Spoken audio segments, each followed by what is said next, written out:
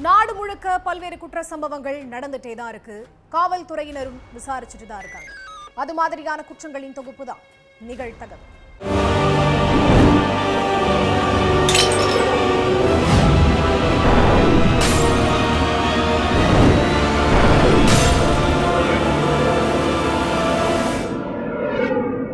நிகழ்தகவு.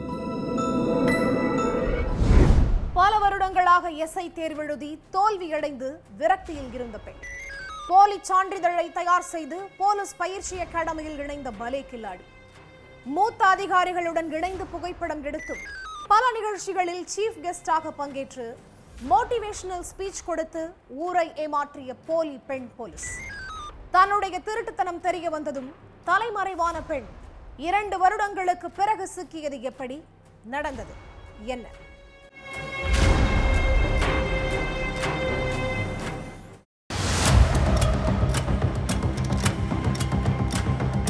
ராஜஸ்தான் நாக்வாரா பகுதியைச் சேர்ந்த 33 வயசான மோனா பாக்லியாவுக்கு இன்னும் திருமணம் ஆகல. லாரி டிரைவரான இவங்களோட அப்பா அதுல கிடைக்கிற கூலிய வச்சு மகளை நல்லா தான் படிக்க வச்சாரு. மகளும் அப்பாவோட கஷ்டத்தை புரிஞ்சுக்கிட்டு ஸ்கூல் காலேஜ்ல நல்லா படிச்சிருக்காங்க. இவங்களுக்கு போலீஸ் ஆகிறது தான் கனவா இருந்திருக்கு. அதுக்காக இவங்க வீட்லயே எக்ஸாமுக்காக ராத்திரி பகலா கஷ்டப்பட்டு படிச்சுட்டு இருந்திருக்காங்க. எஸ்ஐ ஆகிறதுக்கு பல தேர்வுகளை எழுதின மோனாவுக்கு தோல்விதான் கிடைச்சிருக்கு. இத்தனை நாளா எக்ஸாமுக்கு படிக்கிற ஒரு எக்ஸாம்ல கூட உனக்கு வேலை கிடைக்கலையான்னு மோனாவை கேலி பண்ணியிருக்காங்க அவங்க சொந்தக்காரங்க. இதனால சொந்தக்காரங்களோட வாயை அடைக்க மோசடி செஞ்சாவது எஸ்ஐ வேலைக்கு போயிடணும்னு முடிவு பண்ணியிருக்காங்க மோனா. 2021 நடந்த எஸ்ஐ தேர்வை எழுதின மோனா அதுலயும் பாஸ் ஆகாததுனால மூலி தேவின்ற பெயர்ல போலீஸ் சர்டிபிகேட்டை ரெடி பண்ணி இருக்காங்க. முதல்ல பயிற்சியில சேருவோம், அதுக்கப்புறம் யாரையாவது கரெக்ட் பண்ணி காசை கொடுத்தாவது வேலையில சேர்ந்துடலாம்னு முடிவு பண்ணி களத்துல இறங்கி இருக்கிறாங்க மோனா. போலீஸ் சர்டிபிகேட்டை வச்சு கவுன்சிலிங்க அட்டன் பண்ண மோனா அதிகாரிகளை ஏமாத்தி பயிற்சியில சேர்ந்திருக்காங்க. தனக்கு கவர்மெண்ட் வேலை கிடைச்சிருச்சுன்னு உறவுக்காரங்க கிட்ட சொன்ன மோனா பயிற்சிக்காக ராஜஸ்தான்ல இருக்கிற போலீஸ் அகாடமிக்கு போறேன்னு சொல்லிட்டு கிளம்பி இருக்காங்க. போலீஸ் அகாடமிக்கு போனவங்க எல்லா பயிற்சியிலையும் தவறாம கலந்துகிட்டு இருந்திருக்காங்க. அது மட்டும் இல்லாம தான் கூட பயிற்சி பெற்று வந்த சக நிஜ எஸ்ஐக்கள் மூத்த அதிகாரிங்க கூட அடிக்கடி புகைப்படம் எடுத்து அதை ஃபேஸ்புக் இன்ஸ்டாவிலையும் போட்டிருக்காங்க. ஃப்ரெண்ட்ஸ் கிட்டையும் எனக்கு ஸ்போர்ட்ஸ் கோட்டாவில் வேலை கிடைச்சிருச்சுன்னு டசன் கணக்கில் பொய் சொல்லி இருக்காங்க. அப்புறம் எஸ்ஐ தேர்வு எழுதுகிற மாணவர்களுக்கு மோட்டிவேஷன் ஸ்பீச் கொடுக்கறது, சொந்த கிராமத்தில் நடக்கிற நிகழ்ச்சிகளை சீஃப் கெஸ்டா கலந்துக்கிறதுன்னு எப்பவுமே பிஸியாவே இருந்திருக்காங்க மோனா. போலீஸ் அகாடமி மைதானத்தில் நடக்கிற பயிற்சியில தவறாம கலந்துகிட்டு இருந்த மோனா உள் அரங்கில நடக்கிற உயர் அதிகாரிகளுடனான கலந்துரையாடலை மட்டும் தவிர்த்துட்டு இருந்திருக்காங்க. ஏன்னா முக்கிய அதிகாரிகளோட நிகழ்ச்சினா அட்டெண்டன்ஸ் எடுப்பாங்கன்னு அவங்களுக்கு பயம். அட்டெண்டன்ஸ் எடுத்தா கண்டிப்பா அதுல மாட்டிப்போன்னு தெரிஞ்சு அந்த மாதிரியான ட்ரைனிங்ல கலந்துக்காம 2 வருஷமா டிமிக்கி கொடுத்துட்டே இருந்திருக்காங்க. பல நாள் திருடன் ஒரு நாள் அகப்படுவாங்கிற மாதிரி மோனாவுக்கும் கெட்ட நேரம் ஸ்டார்ட் ஆயிடுச்சு. மோனாவோட நடவடிக்கையில சந்தேகப்பட்ட அதிகாரி ஒருத்தர் மோனாவை கூப்பிட்டு எல்லா நிகழ்ச்சிகள்லயும் கலந்துக்கிற, ஏன் முக்கிய அதிகாரிகளோட நிகழ்ச்சியில மட்டும் கலந்துக்காம இருக்கன்னு கேட்டு இருக்காரு. அது மட்டும் இல்லாம உன்னோட ஒரிஜினல் சர்டிபிகேட்டையும் கொண்டு வாமான்னு சொல்லியிருக்காரு அந்த அதிகாரி. இதனால பயந்து போன மோனா, சார் நான் உங்களுக்கு எவ்வளவு பணம் வேணும்னாலும் தர்றேன், தயவு செஞ்சு என்னை மாட்டி விட்டுறாதீங்க, நான் ஃபேக் சர்டிபிகேட் கொடுத்து தான் வேலையில சேர்ந்தேன்னு சொல்லியிருக்காங்க. இதனால கோபமான அதிகாரி, எங்களை இத்தனை நாளா ஏமாத்திக்கிட்டு இருந்திருக்கியா, இரு உன்னை பத்தி உயர் அதிகாரிங்க கிட்ட கம்ப்ளைண்ட் பண்றேன்னு போயிருக்காரு. இதனால பயந்து போன மோனா அங்கிருந்து தப்பிச்சு போயிட்டாங்க. மோனா தப்பிச்சு போனதை தெரிஞ்ச அதிகாரிங்க மோனா மேல போலீஸ் ஸ்டேஷன்ல கம்ப்ளைண்ட் கொடுத்திருக்காங்க. இதனால சம்பவ இடத்துக்கு போன போலீஸ் அவங்களோட செல்போன் நம்பரை வச்சு ட்ரேஸ் பண்ணி இருக்காங்க. ஆனா போலீஸால மோனாவை கண்டுபிடிக்க முடியல. இப்படியே 2 வருஷம் போயிருக்கு. அப்போ மோனா கூட பயிற்சியில் இருந்த சிகார்க்கு வேலை விஷயமா போயிருக்காரு. அங்க ஒரு வீட்ல மோனா இருந்ததை பார்த்த அவரு போலீஸ் ஸ்டேஷனுக்கு போன் பண்ணி தகவல் சொல்லியிருக்காரு. உடனே ஸ்பாட்டுக்கு போன போலீஸ் அங்க உள்ள ஒரு வீட்ல பதுங்கி இருந்த மோனாவை அரெஸ்ட் பண்ணி இருக்காங்க. அப்புறம் அவங்க வீட்ல நடத்தின சோதனையில எஸ்ஐ தேர்வுக்கான போலி ஆவணங்களையும் 7 லட்சம் ரூபாய் பணத்தையும் பறிமுதல் பண்ணி இருக்காங்க. உயரதிகாரிகளோட ஹெல்ப் இல்லாம மோனாவால தனியா இத பண்ணி இருக்க முடியாதுன்னு சந்தேகப்படுற போலீஸ் மோனாவுக்கு யாராச்சும் உதவிக்கரம் நீட்டி இருக்காங்களான்னு தீவிர சோதனை நடத்திக்கிட்டு இருக்காங்க. தண்டவாளத்தில் சிதைந்து கிடந்த 2 சடலங்கள். அடுத்தடுத்த விசாரணையில் வெளிவந்த பகீர் தகவல்கள். மனைவியுடன் ரயில் முன் பாய்ந்து உயிரை மாய்த்து கொண்ட அரசு அதிகாரி. ஆசை மகளின் காதல் பெற்றோரை காவு வாங்கியதா? மனதை உலுக்கிய சம்பவத்தின் பின்னணி என்ன?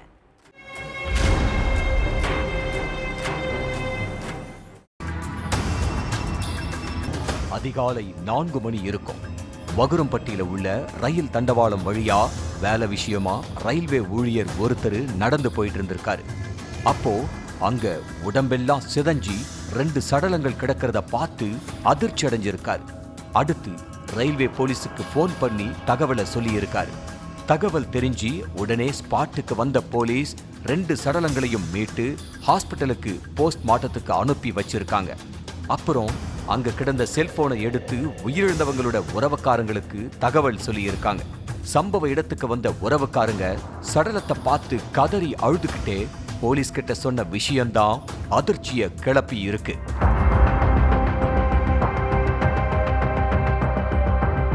நாமக்கல் தில்லைபுரத்துல உள்ள 54 வயசான சுப்பிரமணியன் திருச்சியில வட்டார போக்குவரத்து அலுவலரா இருந்தார். இவரோட மனைவி பிரமிளா ஆண்டாபுரம் ஊராட்சி ஒன்றிய தொடக்க பள்ளியில ஆசிரியரா பணியாற்றி வந்தாங்க. இந்த தம்பதிக்கு 25 வயசுல சம்மிதா, 21 வயசுல ஆதித்யான்னு 2 பிள்ளைங்க இருக்காங்க. இதுல சம்மிதா பெங்களூர்ல பட்டப்படிப்பை முடிச்சிட்டு அமெரிக்காவில வேலை செஞ்சுட்டு போன வருஷம்தான் வீட்டுக்கு திரும்பி இருக்காங்க. அதே மாதிரி ஆதித்யா தனியார் கல்லூரியில டாக்டருக்கு படிச்சிட்டு இருக்காரு. இவங்க வசிக்கிற ஏரியாவுல குறிப்பிட்ட சமுதாயத்தை சேர்ந்தவங்க மட்டும்தான் இருக்காங்களா. அதனாலேயே சுப்பிரமணியனுக்கும் அவங்க மனைவி பிரமிளாவுக்கும் சாதி பற்று கொஞ்சம் அதிகமாவே தான் இருந்திருக்கு.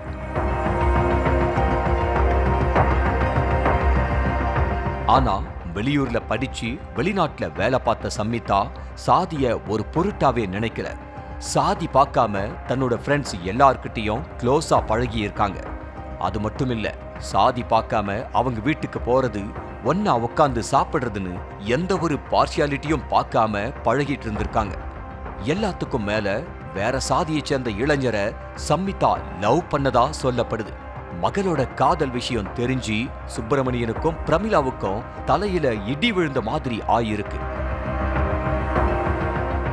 உடனே பொண்ணை கூப்பிட்டு பேசின பெற்றோர் பையனோட டீடைல்ஸை கேட்டு தெரிஞ்சுக்கிட்டு கடைசியா அவன் என்ன சாதின்னு கேட்டிருக்காங்க.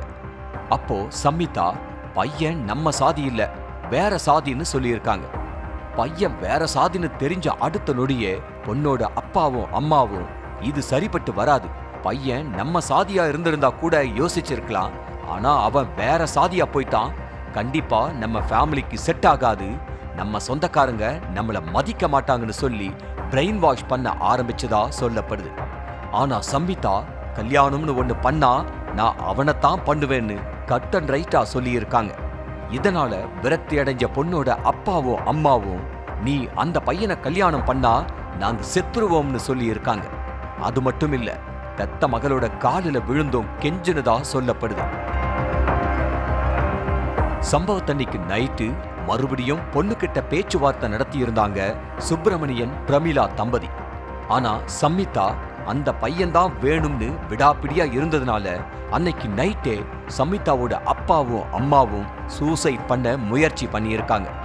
ஆனா அதை பார்த்த சம்மிதா அவங்கள தடுத்து நிறுத்தி அவங்கள சமாதானப்படுத்தி இருக்காங்க. அப்புறம் எல்லாம் ஒன்னா உட்காந்து சாப்பிட்டுட்டு தூங்க போயிட்டாங்க.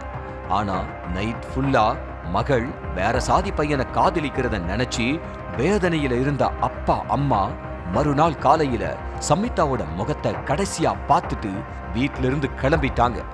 அப்புறம் 2 பேரும் பக்கத்து கிராமமான வகுரம்பட்டியில உள்ள ரயில் தண்டவாளத்துக்கு போய் சேலத்திலிருந்து திண்டுக்கல்லுக்கு போன கூட்ஸ் ரயிலுக்கு முன்னாடி விழுந்து உயிரை மாய்ச்சிக்கிட்டாங்க. இது சம்பந்தமா போலீஸ் தொடர்ந்து விசாரிச்சுட்டு இருக்காங்க.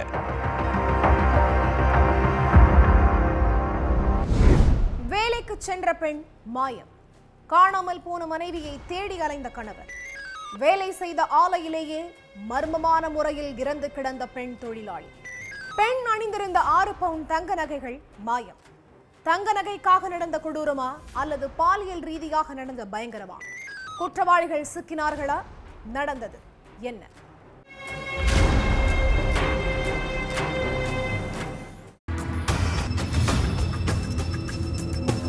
காலையில அட்டை கம்பெனிக்கு வேலைக்கு போன மனைவி நைட் 8 மணி ஆகியும் திரும்பாததுனால கணவர் சுரேஷ்குமார் பதற்றம் அடைஞ்சிருக்காரு.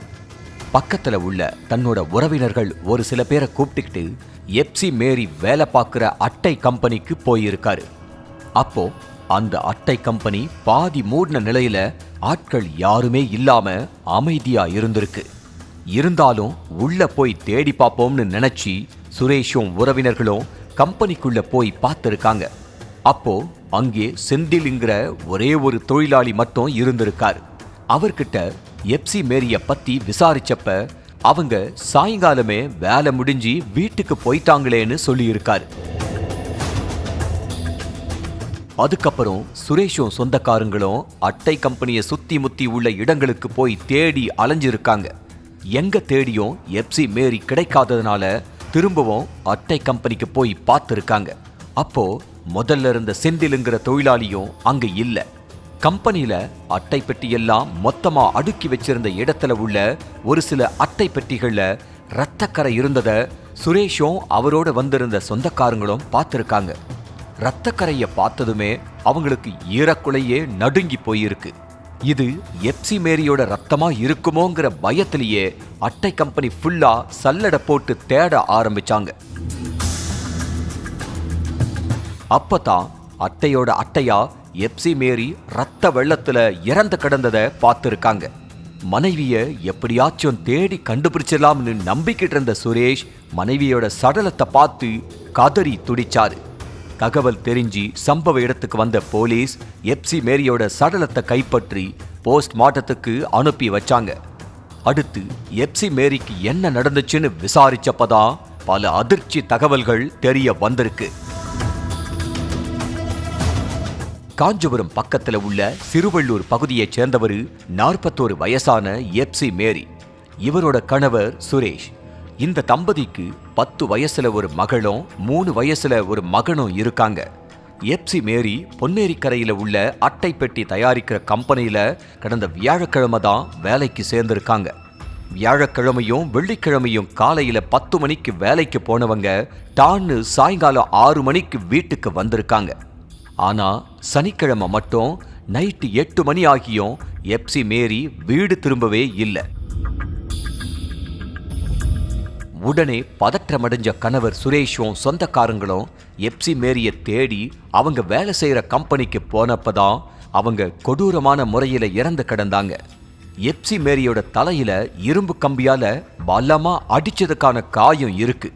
அதே மாதிரி அவங்க கழுத்துல அணிஞ்சிருந்த தாலி செயின், காதுல அணிஞ்சிருந்த கம்மல்னு மொத்தம் 6 பவுன் தங்க நகைகளும் காணாம போயிருக்கு. இதையெல்லாம் வச்சு பார்க்கறப்ப நகைக்காகத்தான் யாரோ எப்சி மேரிய அடிச்சு கொண்டு இருக்காங்கன்னு போலீஸ் சந்தேகப்படுறாங்க. இந்த நேரத்துல தான் எப்சி மேரிய தேடி முதல் முறை கம்பெனிக்கு வந்தப்ப செந்திலுங்கிற ஒருத்தர் இருந்ததா சுரேஷ் போலீஸ் கிட்ட சொல்லியிருக்காரு. அதுக்கப்புறம் அந்த செந்தில பத்தி கம்பெனியில விசாரிச்சப்ப அவரும் அந்த கம்பெனியில வேலை செய்யற தொழிலாளிங்கிறது தெரிய வந்திருக்கு. அவரை பிடிச்சு விசாரிச்சா ஏதாவது துப்பு கிடைக்கும்னு நினைச்சு போலீஸ் அவரை தேட ஆரம்பிச்சாங்க. ஆனா அவரோட போன் ஸ்விட்ச் ஆஃப்லயே இருக்கு. இந்த சம்பவத்துக்கு அப்புறம் வேலைக்கு வரல.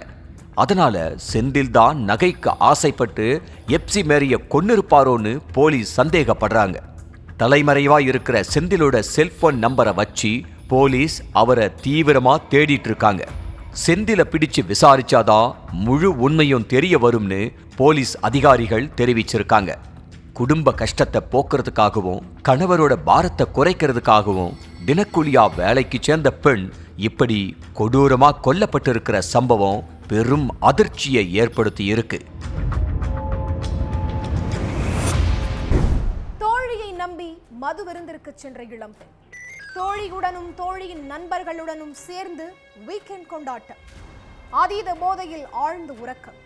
காலையில் கண் விழித்து பார்த்தபோது பேரதிர்ச்சி. மது விருந்து என்கிற பெயரில் தனியார் விடுதியில் நடந்தது என்ன?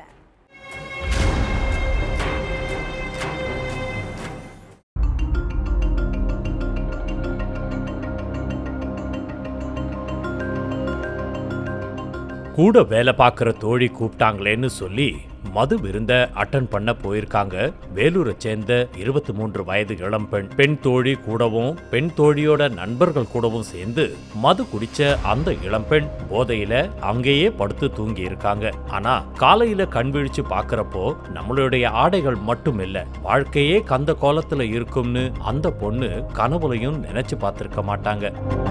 வேலூரை சேர்ந்த 23 வயசு இளம்பெண் சென்னையில லேடிஸ் ஹாஸ்டல்ல தங்கி ஒரு பிரைவேட் கம்பெனில வேலை பார்த்துக்கிட்டு இருந்திருக்காங்க. அந்த இளம்பெண் கூட சென்னை பெரம்பூரை சேர்ந்த 27 வயதான இளம்பெண் ஒருத்தங்க வேலை பார்க்கறாங்க. இவங்க 2 பேரும் நெருங்கின தோழிகள். வீக்கெண்ட் செலிப்ரேட் பண்ணலாம் அப்படின்னு சொல்லி 23 வயசு இளம்பெண்ண அவங்க தோழி கூப்பிட்டு இருக்காங்க. தோழி கூப்பிடுறாங்களேன்னு சொல்லி அந்த இளம்பெண்ணும் நுங்கம்பாக்கத்துல உள்ள தனியார் விடுதிக்கு போயிருக்காங்க.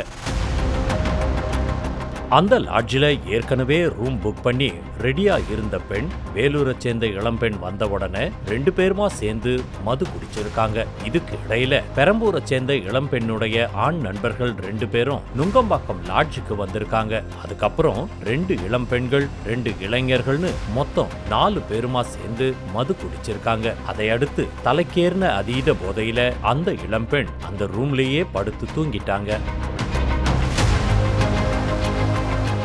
மறுநாள் காலையில கண் விழிச்சு பார்த்தப்போ தன்னுடைய ஆடைகள் களையப்பட்டு கந்தல் கோலத்துல இருந்திருக்கு. அடுத்து அப்படியே பக்கத்துல பார்த்தா முத நாள் நைட்டு தன் கூட சேர்ந்து மது குடிச்ச இளைஞர் மது போதையில அரைகுறை ஆடையில படுத்து இருந்திருக்கான். தான் பாலியல் வன்கொடுமை செய்யப்பட்டிருக்கிறத உணர்ந்த அந்த இளம்பெண் அங்கிருந்து வேக வேகமா கிளம்பி நேரா சொந்த ஊரான வேலூருக்கு போயிருக்காங்க.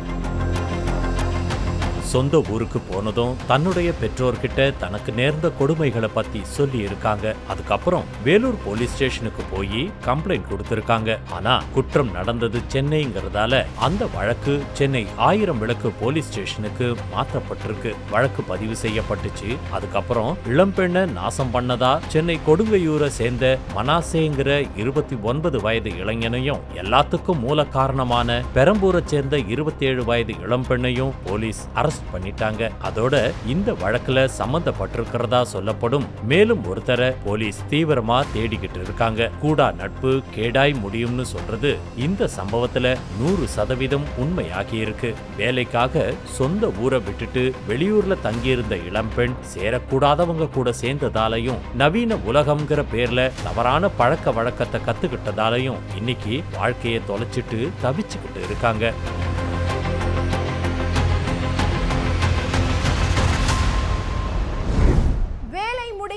இரவு வீடு திரும்பிய கணவனுக்கு சாப்பாடு எடுத்து வைக்காமல் செல்போனில் ரீல்ஸ் பார்த்து கொண்டிருந்த மனைவி ஒரு நொடியில் ஆத்திரத்தின் உச்சிக்கே சென்று கணவன் செய்த வெறிச்செயல்.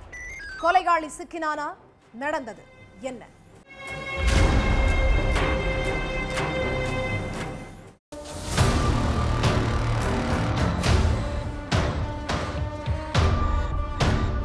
தும்கூர் பகுதியில உள்ள வீட்டில இருந்து நடு ராத்திரில ஒரு பொண்ணோட அலறல் சத்தம் கேட்டிருக்கு. உடனே அக்கம் பக்கத்துல உள்ளவங்க ஓடி போய் என்ன சத்தம்னு பார்த்திருக்காங்க. அப்போ கீதாங்கிற பெண் முகம் கழுத்து பகுதியெல்லாம் கிழிக்கப்பட்டு ரத்த வெள்ளத்துல உயிரிழந்து கிடந்திருக்காங்க. அதே சமயத்துல பக்கத்து வீட்டுக்காரங்களை பார்த்ததும் கையில கத்தியோட நின்னுக்கிட்டு இருந்த கீதாவுடைய கணவன் தப்பிச்சு ஓட பார்த்திருக்கான். அவனை மடக்கி பிடிச்ச மக்கள் உடனே போலீஸுக்கு தகவல் சொல்லியிருக்காங்க. அடுத்த கொஞ்ச நேரத்திலேயே ஸ்பாட்டுக்கு வந்த போலீஸ் சடலத்தை மீட்டு பிரேத பரிசோதனைக்கு அனுப்பி வச்சிருக்காங்க. அதுக்கப்புறம் கீதாவுடைய கணவனை போலீஸ் ஸ்டேஷனுக்கு கூட்டிட்டு போய் விசாரிச்சப்பதான் இந்த கொடூர கொலைக்கு என்ன காரணம் அப்படிங்கிறது தெரிய வந்திருக்கு.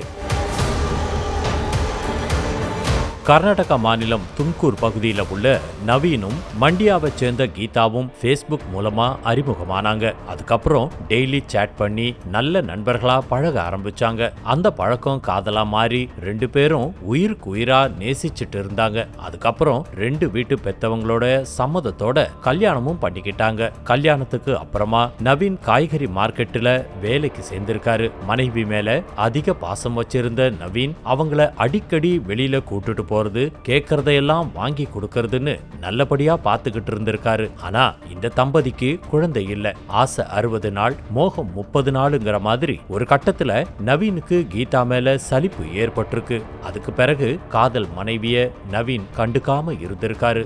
ஏங்க என்கிட்ட முன்னாடி மாதிரி பாசம் காட்ட மாட்டேங்கிறீங்க, என்ன வெளியிலயும் கூட்டிட்டு போக மாட்டேங்கிறீங்களே அப்படின்னு தன்னுடைய கணவர்கிட்ட கீதா அழுதுகிட்டே கேட்டிருக்காங்க. அதுக்கு நவீன் எந்த ஒரு பதிலும் சொல்லாம இருந்திருக்காரு.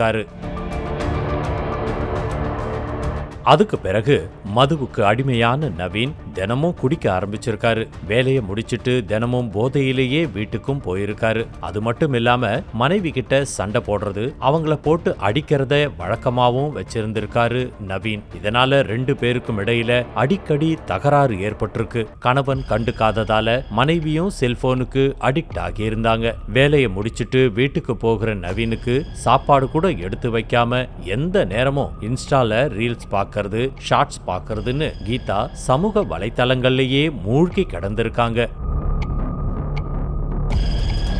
சம்பவத்தன்னைக்கு நைட்டு வழக்கம் போல மது போதையில வீட்டுக்கு போயிருக்காரு நவீன். அடுத்து மனைவி கிட்ட சாப்பாடு எடுத்து வைக்க சொல்லி இருக்காரு. நீ எப்ப பார்த்தாலும் குடிச்சிட்டு வந்து என்கிட்ட சண்டை போடுவ, என்னைய அடிப்ப, ஆனா நீ சொல்றதை எல்லாத்தையும் நான் செய்யணுமா?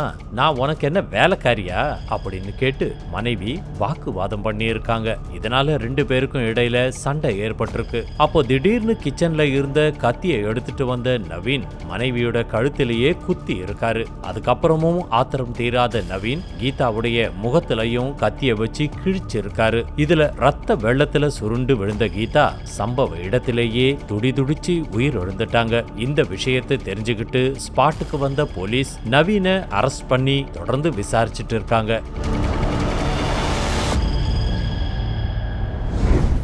ஒவ்வொரு குற்றங்களின் முடிவும் சட்டத்தின் கையில். விசாரணை தொடரும். பார்க்கலாம் அடுத்த நிகழ்தகவல்.